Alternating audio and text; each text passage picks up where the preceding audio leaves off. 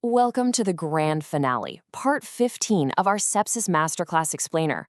We've covered some absolutely incredible ground over this series, and today we're setting a seriously empowering tone, because today is the day we officially transform from learners into unshakable defenders of clinical and revenue accuracy.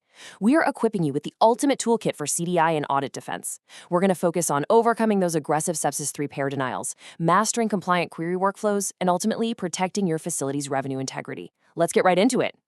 Here's our quick roadmap for the finale. We'll start with the Sepsis-3 Audit Challenge, dive into the tension between clinical validation and strict coding rules, and map out a rock-solid 4-step workflow. After that, we'll apply the Sepsis-3 parameters to a real-world case, walk through your mandatory query triggers, and finally, wrap up this entire masterclass journey. Section 1. The Sepsis-3 Audit Challenge. So, the modern landscape of Sepsis-3 audits is, well, it's incredibly aggressive right now. Commercial payers and Medicare Advantage plans are essentially weaponizing clinical validation standards to deny completely legitimate claims. When they audit a chart, their go-to tactic, their bread and butter, is claiming that the documented organ dysfunction, maybe it's acute respiratory failure or acute kidney injury, is merely the result of a localized infection. They'll say, oh, that's just from the pneumonia, or that's just from the UTI, completely ignoring the systemic, dysregulated host response. They are actively hunting for any tiny gap in the clinical narrative to argue that the actual sepsis just isn't there. Section 2. Clinical Validation versus Coding Rules. And this brings us right to the ultimate friction point. It's a massive, everyday challenge for us, the tug-of-war between what payers demand for validation and the fundamental rules that we as medical coders are bound to follow. But here is our anchor. This is a direct quote from the ICD-10-CM Official Guidelines for Coding and Reporting, Section 1A-19. And it states, in black and white, the assignment of diagnosis code is based on the provider's diagnostic statement that the condition exists. Code assignment is not based on clinical criteria used by the provider to establish the diagnosis. Period. If the physician documents it, the coder codes it. But here's the catch, and it's a gaping chasm between two totally different standards. On one side, you've got Guideline IA-19 fiercely protecting the provider's diagnostic statement. On the flip side, you have payer audits demanding incredibly strict Sepsis-3 clinical evidence to back those codes up. Now, clinically, even if blood cultures come back negative, sepsis can absolutely still be diagnosed if the clinical evidence is there and the provider confirms it. But, and this is a big but, if that documentation lacks the concrete clinical backing to satisfy a payer auditor, your facility's revenue is completely exposed. Section 3. The 4-step operational workflow. So how do we bridge this gap and actually protect the claim? We deploy our Heroes Defense Strategy, a 4-step best practice workflow. It demands total collaboration between the provider and the coder. Step 1. You've got to conduct a comprehensive review of the entire medical record. We are talking vitals, labs, the MAR, progress notes, nursing flows, the whole shebang. Step 2. Identify and extract every documented diagnosis and procedure. Step 3. This is where you apply those strict coding rules regarding exactly whose documentation counts for coding versus clinical validity. And finally, Step 4. Appropriately assign and sequence those primary and secondary ICD-10-CM codes.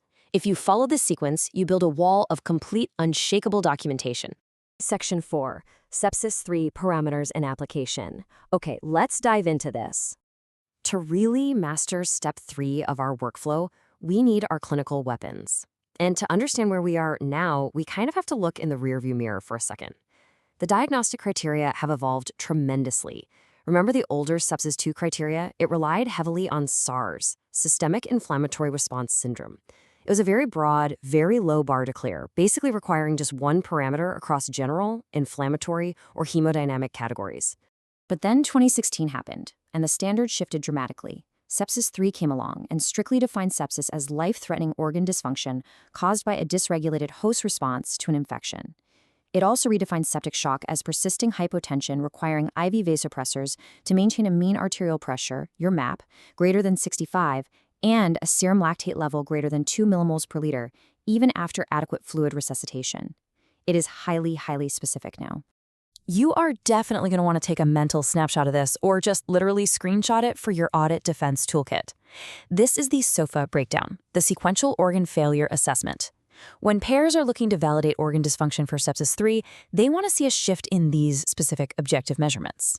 For respiratory, they're hunting for the PaO2/FiO2 ratio. Coagulation, platelet count. hepatobiliary, bilirubin. Cardiovascular is all about that map. For neurologic status, it's the Glasgow Coma Scale.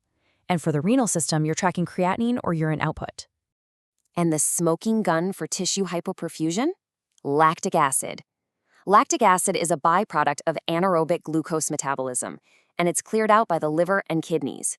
Normal levels are under 2. Hyperlactatemia kicks in when serum lactate is greater than 2, and severe lactic acidosis hits when levels exceed 4. Watching these thresholds is absolutely crucial for proving that a systemic response is actually happening. So, let's ground all this theory into a real-world scenario. Imagine a 65-year-old male presenting with a productive cough. His vitals are definitely concerning. Heart rate is 124, blood pressure is soft with a MAP of 80/50, and he's drowsy, giving him a Glasgow Coma Scale of 13. We check his labs. Platelets have dropped critically to 100K, and he has acute kidney injury with creatinine spiking at 2.1. When you calculate the SOFA score based on those respiratory, neurologic, coagulation, and renal parameters, he's well over the threshold of 2. He's actually sitting around a 7. So what's the verdict? The provider's diagnostic statement is clinically validated. Sepsis is definitely present, but because he's not requiring vasopressors and his MAP hasn't crashed below 65, septic shock is not evident. This right here is exactly how you validate a chart like a pro. Section 5. Compliance Queries and Escalations. Now, you might be wondering what happens when the clinical indicators are screaming sepsis, but the actual documentation is just terribly weak. Think about your own daily workflow for a second. When is a physician query literally non-negotiable? Because stepping in and querying at the right moment is exactly what saves your claim from a devastating back-end denial. Let's break down your mandatory query triggers. First, you have to query if the source of the infection is missing. We desperately want to avoid using the unspecified code A41.9. We need to know the specific organism. Second, query if you need clarification between just sepsis and septic shock. Don't guess. Third, if you run into conflicting excludes notes in the coding manual. For example, if a patient has suspected toxic shock syndrome, which is A48.3, and sepsis, category A41, those codes conflict depending on the focus of the admission. And lastly, you must query if there is any ambiguity whatsoever between a localized infection, like a simple pneumonia, and full-blown systemic sepsis. You have to establish a strict facility escalation pathway for these exact scenarios. That is how you bulletproof your hospital against audit exposure. Section 6. The Masterclass Finale and Recap. Wow, this brings us to the grand finale of this incredible 15-part explainer series.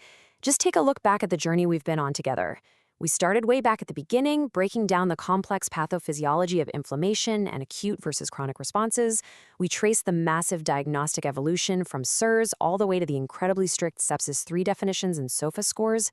We navigated the rigid rules of ICD-10-CM, firmly planting our flag on Guideline A19. And today, we tied the whole thing together with tactical audit defense and revenue integrity. You now possess the exact knowledge needed to seamlessly bridge that gap between complex medical physiology and exact coding compliance. So, the next time an auditor challenges your chart, you know exactly what to do. Thank you for completing this 15-part masterclass series. Continue to master your clinical documentation, bridge the gap between medicine and coding, and protect revenue integrity with confidence. Keep learning, keep leveling up, and stay empowered. This is Decode Healthcare with Harshal.